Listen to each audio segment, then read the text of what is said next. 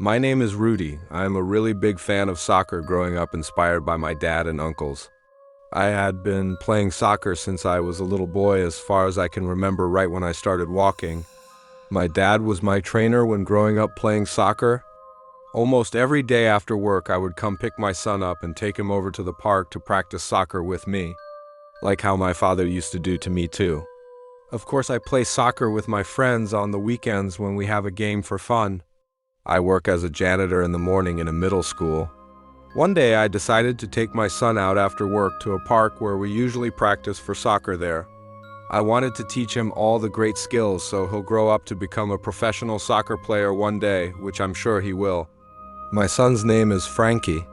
He was about 7 years old at that time and was a fourth grader. He loves soccer as much as I do and even was a soccer player in elementary school.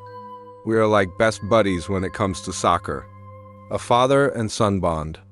The park we always go to was a very quiet park at the end of the town where only stores were barely close by in a mile, but in the night. The stores close early, leaving the park very quiet at the night. We were able to focus on training without distractions when there were only a few people around just before the sun goes down. Frankie and I got very sweaty practicing for a few hours. We would play soccer throughout the day when I had my day off. We decided to stay a little longer that night, therefore I was going to buy my son a hamburger afterwards for a reward. It was around the fall season and nightfall comes faster at the end of the day. People would go home early, leaving us two alone in the park around night. Frankie and I took breaks a few times before continuing.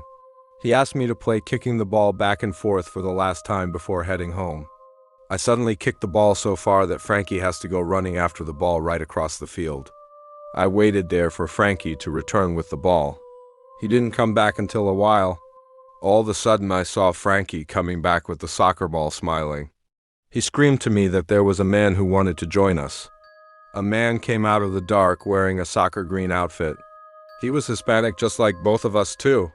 He told me his name was Glenn. I asked him if he was here the whole time practicing in the dark. Glenn mentioned that he was and usually here practicing all night to morning alone. I find it strange, wondering why he would be out here all night, like who would dare to be out here all night though? I wouldn't be here that long either if I was alone. Frankie did try to play with Glenn for a few minutes before I told Frankie it was late and we should get going. Glenn asked me if we'll be here tomorrow night.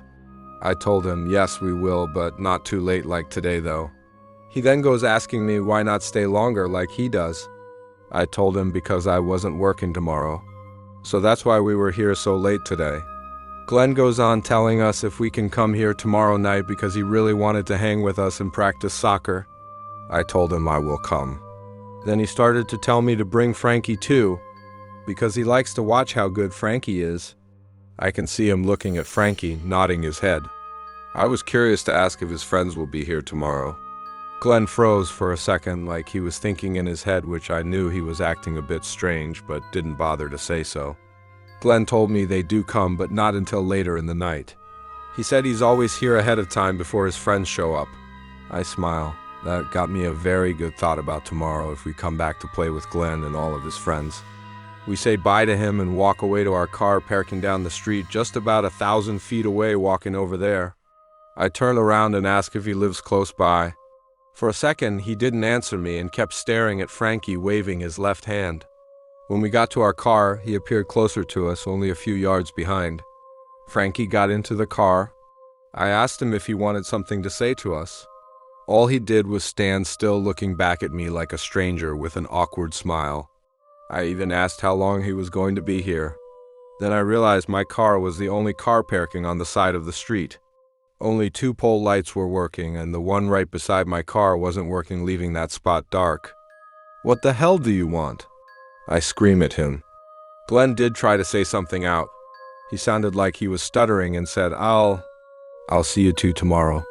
He backs away a few feet and turns around before sprinting all the way to the dark area of the park where he first came out from earlier.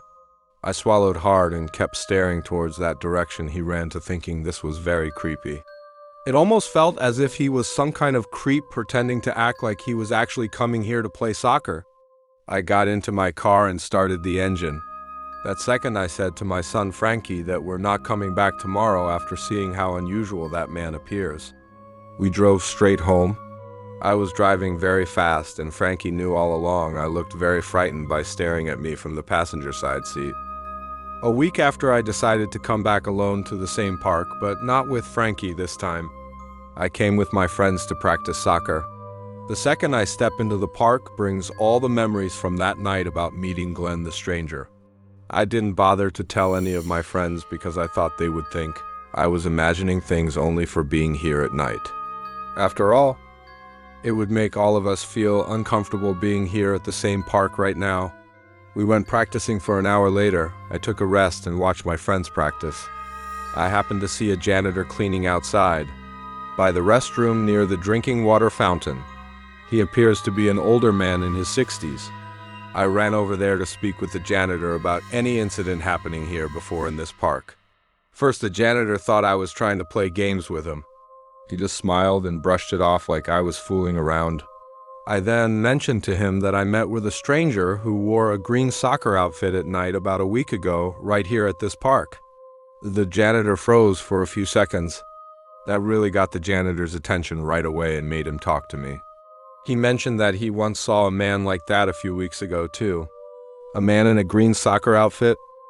What he was going to tell me next struck me in fear. After all, he knew something was going on in this park.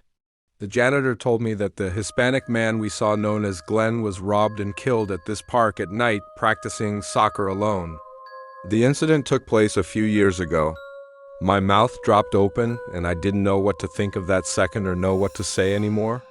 The janitor says Glenn was found strangled to death lying dead, next to his soccer ball under the trees, and he pointed where the exact spot was. It was actually the same spot where Frankie and I first saw him come out from that night. The janitor says people shouldn't be coming around here at night to play or else be spooked for meeting the spirit of Glenn. He even says something there were family members coming by to put flowers by that tree where Glenn died. I couldn't imagine what I was hearing. My son and I were actually talking to only a ghost of Glenn while I left the janitor alone. I returned to hang out with my friends who were wondering why I was talking to the janitor. We stood there in the park chatting until the sun was about to go down. I tried to convince them all that we should head home since it was going to be night. We all walked to the car chatting together in a group because one of my friends was trying to tell us he would be setting a party tomorrow night. He wanted to see if we were all going to come too. In the meantime, they were still yapping for another longer time. I kept looking over the tree that I saw the ghost of Glenn the other night. The tree was actually the biggest and tallest tree in the park. It's the spot that has the most shade and where people would hang out the most. I saw a lady and her son standing there placing some flowers right at the bottom of the tree. It wasn't until I saw the ghost of Glenn standing right in front of them with both arms aside. He was just standing there still straight up with his head looking down. My eyes just couldn't turn away from that second, realizing he was actually standing next to the woman and her little boy. My buddy tapped me and asked me if I was coming, which got me distracted back to them. I told them I would be coming. I was so busy thinking about what I saw. When I turned around to look back, I noticed something was different. This time, the ghost of Glenn had disappeared, leaving the other two standing there alone. The lady appeared like she was crying. If I'm guessing right, she must be his mother for the reason she appears much older. The little boy may possibly be his little brother. That boy was wearing a green soccer outfit too similar to the one Glenn was wearing that I saw last week. I then told them we should leave now that the sun has gone deeply down already. We all got in our own cars. The second I was buckling up my seatbelt, I saw Glenn appearing again standing at the same spot, but this time, he was standing in front of the lady and her son. He was looking directly towards my way and raising out his hand waving at me. I just turned away and started the engine. My friend sitting in my passenger seat asked me why I kept staring at the lady and her son by that tree. I told him it was nothing, then drove off. In my rearview mirror, I see Glenn suddenly appear walking onto the street instantly in seconds, waving to me in the back of the road as my car goes away. It wasn't until the next day I saw on the news on TV saying there were 2 bodies found dead in the same park. It was shocking news when I was just there yesterday with my friends. I did remember clearly. The news reporter mentioning that a lady hung her 7-year-old son and then herself onto the same tree where Glenn died. The report shows the tree, and I can remember how Glenn looked when watching the tree. After seeing the news, I tried to take my son Frankie to a new place to practice soccer and even told my friends about the night I saw the ghost of Glenn. Until these days, people still rumor about seeing 3 strange people appear hanging by the tree at that park in the night. I told myself I'll never go back there again.